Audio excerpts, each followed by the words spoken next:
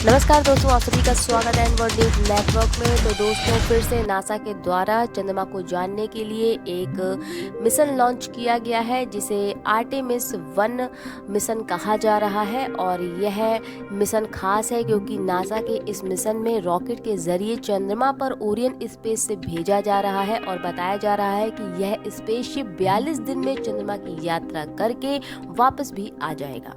दरअसल 50 वर्षों के बाद ऐसा हो रहा है जब नासा का कोई स्पेसशिप चंद्रमा पर लैंड करने वाला है, जिसे ओरियन नाम दिया गया है और इसे ही आर्टेमिस 1 रॉकेट के जरिए लॉन्च किया जा रहा है। इस आर्टेमिस मिशन 1 की जो खास बातें हैं उसको आपको बताने जा रहे हैं। तो इस मिशन की खास बातें ये है कि इसकी लॉन्चिंग होगी फ्लोरिडा स्थित नासा के कैनेडी स्पेस सेंटर का लॉन्च पैड 39B से। और इसका जो समय अवधि है यानी कितने दिनों का ये मिशन है, तो 42 दिन 3 घंटे 20 मिनट का है। और साथ ही यह चंद्रमा की बाहरी कक्षा रेट्रोग्रेड कक्षा के लिए भेजा गया है। और आपको ये भी बता दें कि इसकी जो कुल यात्रा है वो है 21 लाख किलोमीटर की। और लैंडिंग की जो जगह है, वापस जब ये आएगा तो कहाँ लैंड करेगा, तो सैन डिएगो के आसपास यानी प्रशांत महासागर में इसकी लैंडिंग की जाएगी। और लौटते समय इस ओरियन की जो स्पीड होगी वो 40,000 किलोमीटर प्रति घंटा की होगी।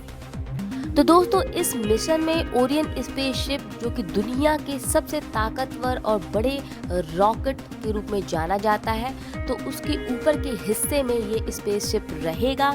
और यह स्पेस क्राफ्ट इंसानों की स्पेस यात्रा के लिए ही बनाया गया है। इसकी खास बात यह है कि यह काफी ज्यादा दूरी को तय कर सकता है, जो आज तक किसी भी स्पेसशिप ने नहीं की होगी। ओरियन स्पेसशिप सबसे पहले धरती से चंद्रमा तक 4.50 लाख किलोमीटर की यात्रा को तय करेगा। उसके बाद चंद्रमा के अंधेरे वाले हिस्से की तरफ 64,000 किलोमीटर दूर जाएगा, यानी दूरी को तय करेगा। ओरियन स्पेसशिप बिना इंटरनेशनल स्पेस स्टेशन से जुड़े इतनी लंबी यात्रा करने वाला पहला अंतरिक्ष यान होगा।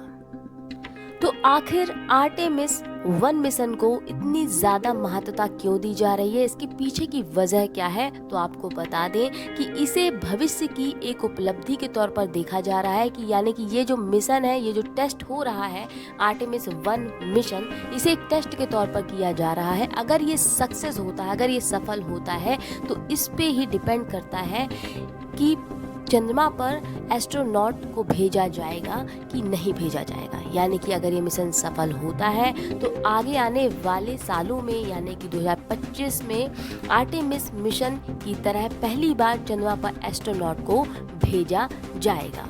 तो सब कुछ इसकी सफलता पर ही डिपेंड करता है। आर्टेमिस 1 मिशन यदि सफल होता है तो उसके बाद ही नासा के वैज्ञानिक चंद्रमा तक जाने के लिए दूसरी जरूरी जो तकनीकें हैं उनको भी डेवलप करेंगे और फिर एक नया मिशन फ्यूचर में भेजेंगे। तो अगर ये सफल होता है तो कई सारी उम्मीदें पूरी हो सकती है नासा के वैज्ञानिकों की।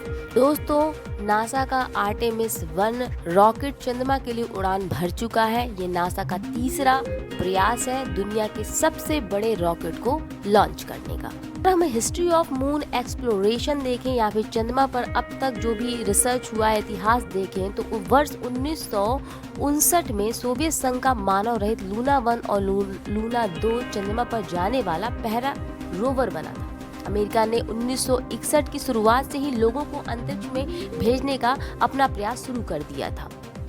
वहीं 20 जुलाई 1969 को Neil Armstrong, Edwin Buzz Aldrin के साथ अपोलो 11 मिशन के भाग के रूप में चंद्रमा पर कदम रखने वाले पहले इंसान बने। तो वहीं अपोलो 11 मिशन को चंद्रमा पर भेजने से पहले अमेरिका ने 1961 से 1968 के बीच रोबोट मिशन के 3 वर्ग भी भेजे थे। जुलाई 1969 के बाद से वर्ष 1972 तक 12 अमेरिकी अंतरिक्ष यात्री चंद्रमा की सतह पर गए।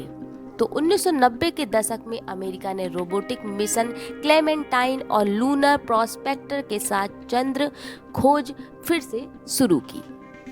वर्ष 2009 में अमेरिका ने लूनर रिकॉग्निसेंस ऑर्बिटर जिसे LRO और lunar crater observation and sensing satellite यानी LCROSS के प्रक्षेपण के साथ रोबोटिक चंद्र मिशन की एक नई श्रृंखला की शुरुआत भी की।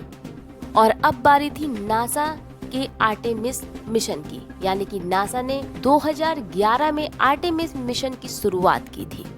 तो इसके बाद गुरुत्वाकर्षण की स्टडी करने के लिए 2012 में gravity recovery and interior laboratory अंतरिक्ष यान को भेजा गया था। इसके अलावा संयुक्त राज्य अमेरिका को अगर अलग कर दिया जाए तो इसके अलावा अगर देखा जाए तो यूरोपियन अंतरिक्ष एजेंसी, जापान, चीन और भारत ने भी चंद्रमा पर अपनी खोज करने के लिए या चंद्रमा पर पता लगाने के लिए अपने अपने मिशन समय समय पर भेजे हैं।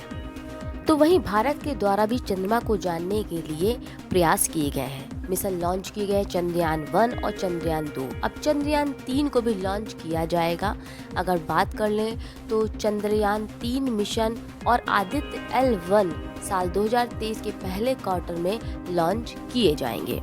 चंद्रयान 2 की क्रैश लैंडिंग के बाद चंद्रयान 3 को तैयार किया गया है और चंद्रयान 2 का क्रैश होना भारतीय अंतरिक्ष एजेंसी के लिए सबसे बड़ा नुकसान रहा था। अगर बात कर लें चाइना की चंद्रमा को जानने की दिशा में क्या प्रयास किए गए हैं तो आपको बता दें कि चीन ने चंद्रमा की सतह पर 2 रोवर उतारे थे, जिनमें वर्ष 2019 में चंद्रमा की सतह पर सुदूर क्षेत्र पर पहली बार लैंडिंग करना शामिल रहा है। तो इस तरह से कई देशों की कई एजेंसियों के द्वारा इस तरह के प्रयास किए गए हैं चंद्रमा को जानने की दिशा में।